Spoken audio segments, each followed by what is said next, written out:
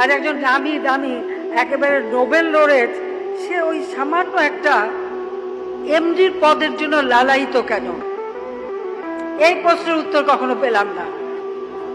পদ্মা সেতু আমরা নির্মাণ করব, জাপান ফিজিবিলিটি স্টাডি করে দিল সেই সময় যে জায়গাটা, এটাই মাওয়া থেকে এই জায়গাটাই তারা ঠিক করে দিয়েছিল। খালেদা জিয়া 2001-এ এসে বলল এটা এখানে হবে না, এটা এখানে হবে না, এটা আরিচা থেকে মানে দৌলতদিয়া পর্যন্ত করতে হবে।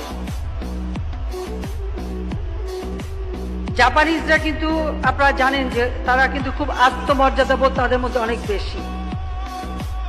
জাপানের মন্ত্রী আমাকে জিজ্ঞেস করলেন যে আপনার কথায় পদ্মা সেতু আমরা করতে চেয়েছি। তখন আমি বিরোধী দলে, আপনি যেখানে বলেন সেখানে আমরা করব। তাই বললাম যে আপনারা তো সব জায়গাটা ফিজিবিলিটি স্টাডি করেছেন,